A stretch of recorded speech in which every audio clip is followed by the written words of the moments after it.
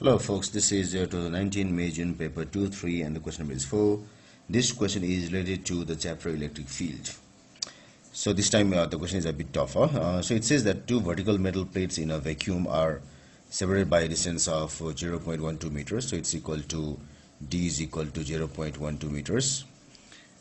Each plate has a length of 2 meters. So 2 meters here. The potential difference between the plates is 900 volts. So it is V here. It's V. Length is 2 meter. The electric field between the plates is uniform. So we have to assume that the plates, the electric field is uniform. A negatively charged sand particle is released from rest at point X, which is a horizontal distance of 0.080 meter from the top. So the distance here is like this of the positive charge plate. The particle then travels in a straight line and collides with a positively charged plate at the lowest plate. So it sways to this side and collides here. The first question is, describe the pattern of the electric field or lines of force between the plates. So since the plates are parallel, they should be straight lines. They should be straight lines from right to left, and they should be evenly spaced.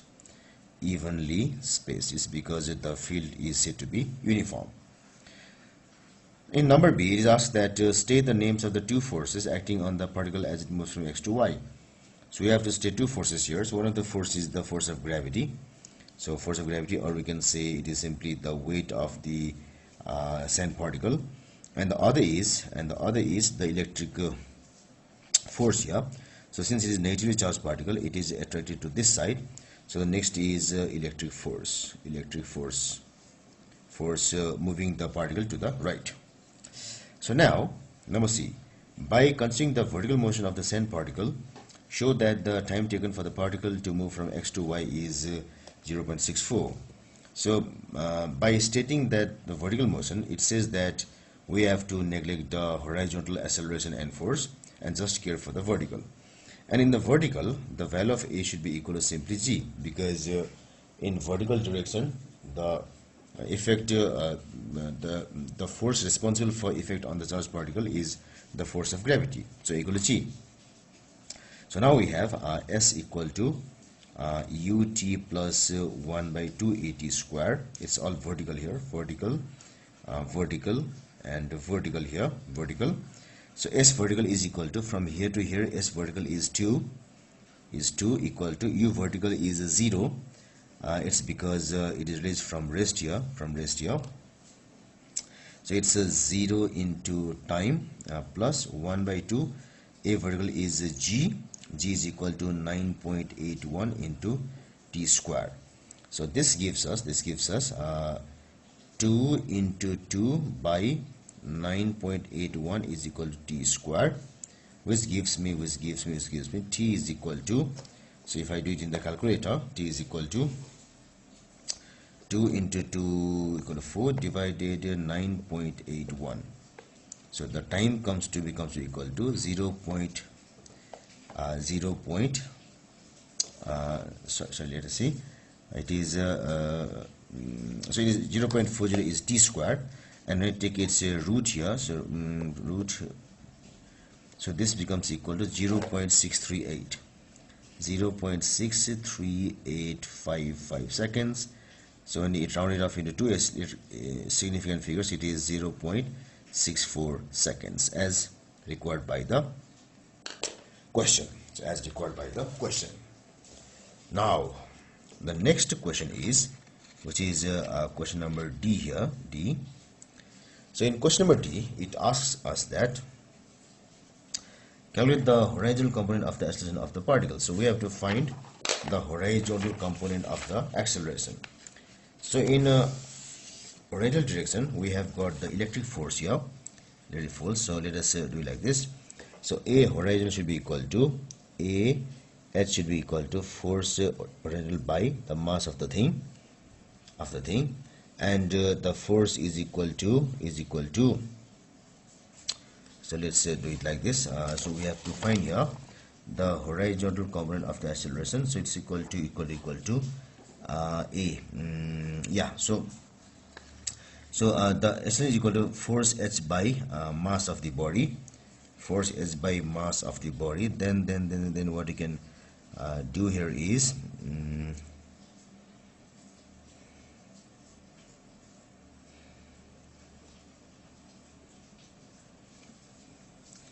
it's not like this way.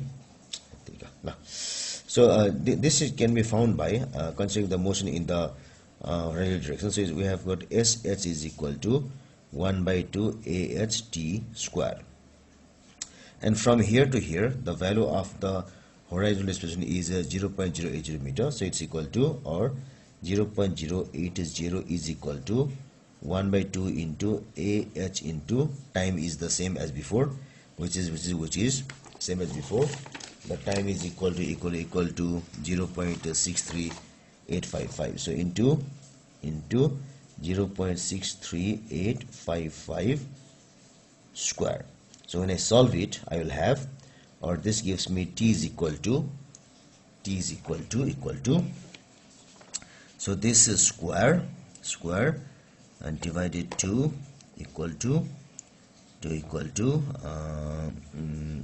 so when it goes to the other side it becomes this equal to into 0.080. Yes, so the horizontal acceleration is 0.3924 so this is ah 2424 meter per second square. So when you write it, it will be equal to 0.39. Now we have to find the magnitude of the electric field strength. So we have got the force is equal to Q into E, which gives us acceleration is equal to E equal to V by D. So acceleration.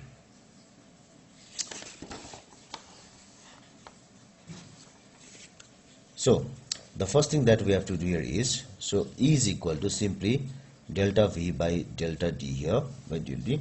So the potential difference is equal to it is 900 here, is 900 by the distance E here is equal to 0.12. So it's equal to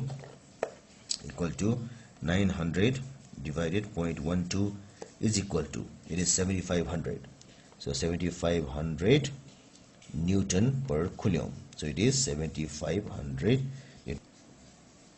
So now starts this number 2 of E.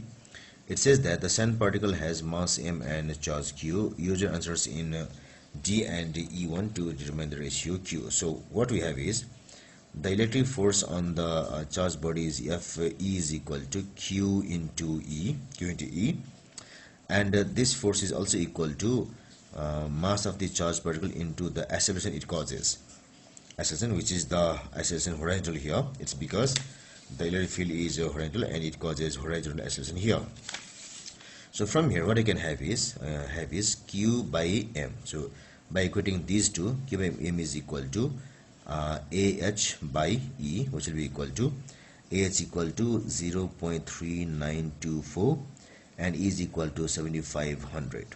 So this value will be equal to 0.3924 divided 7500 is equal to 5.23 5.232 into 10 to the power minus 5 coulomb per kg. So when I write it here, it is 5.23 into 10 to the power minus 5.